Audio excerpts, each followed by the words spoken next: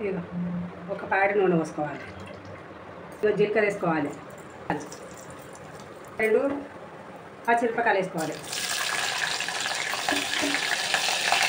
ఒకటి చిన్నది ఉల్లిగడ్డ పోసుకోవాలి. ఇవి కలపాలి. కొంచెం అల్లం వేసుకోవాలి.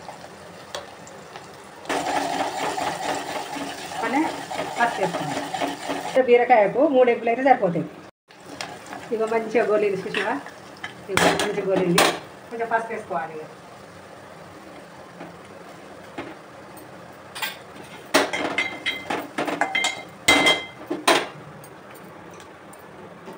చిన్నగా కోసుకొని బీరకాయలు ఇవి వేసుకోవాలి. మంచి కలపాలి. ఇట్లా మంచిగా కలుపుకుంటే ఎగ్గుతుంటుంది. మంచిగా కలుపుకోవాలి. కలుపుకొని మంచిగా మూత వేసుకోవాలి.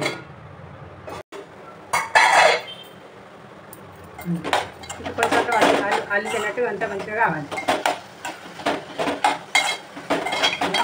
కొంచెం ఉప్పు వేద్దాం. తగినంత ఉప్పు వేసుకోవాలి. ఉప్పు వేసి కొంచెం మూత పెడితే కొద్దిగా ఎట్లా వస్తుంది. ఇట్లా అల్లిపోయినట్టు కావాలి. బీరకాయ వక్కలు ఇట్లా అల్లిపోయినట్టు అయితే ఎగ్గులు వేసుకోవాలి. కారం వేసి ఇక తగినంత కారం వేసుకోవాలి.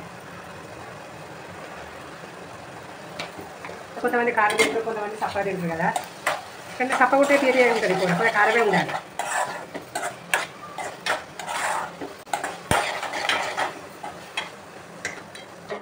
ఇక కారం వేసిన వాళ్ళు కలిపి మూత వేయాలి. అల్లు పట్టినట్టు అయినాయి కదా బీరకాయ. ఎగ్ పోసుకోవాలి. ఒక బీరకాయకు 3 ఎగ్గులు వస్తాయి.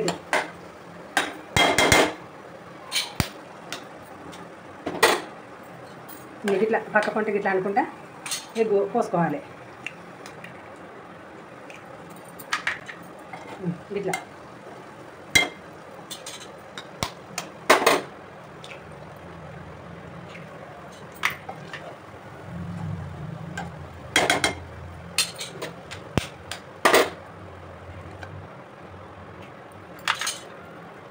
ఇట్లా ఎందుకంటున్నావు అంటే మంచిగా ఎగ్ ఉడుకుతుంది, లేకపోతే తెచ్చుకోపోతుంది. ఇక మూత వేసుకోవాలి. ఒక 5 నిమిషాల తర్వాత కలుపుకోవాలి. మూత వేసుకోవాలి. ఇగో ఎగ్ కొట్టుకోసి 5 నిమిషాలు అయింది కదా. చిన్న మంట మీద 5 నిమిషాలు మూత పెట్టాలి. ఎగ్ పోసిన వాళ్ళు ఇక గిట్ల కలుపుకోవాలి. ఇగో గిట్ల కలిపితే మంచిగా ఉడుకుతుంది. ఇట్లా రొట్టె మరేసినట్టు ఇది మరేయాలి. ఇట్లా అంత రుద్దాదు. దీన్ని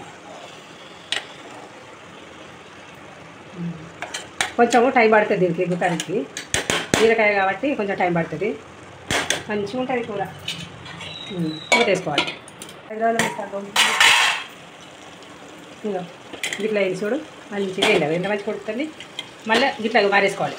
రొట్టె మారేసినట్టే దీన్ని రుద్దాదు కూరలు.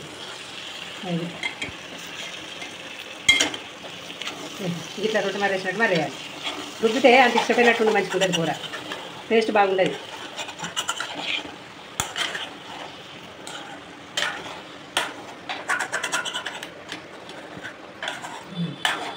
ఇంకొక 5 నిమిషాలు అయితే అవుతుంది కూర.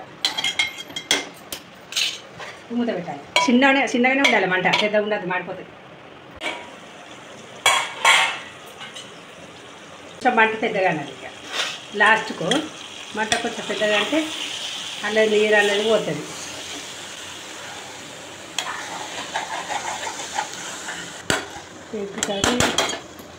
కొంచెం గరం మసాలా వేయాలి. కొంచెం గరం మసాలా వేసి కొత్తిమీర పొడి, ధనియాల పొడి వేసి ఇక దించే చూడ అయింది కూర. ఇంకో మసాలా వేస్తున్నాను.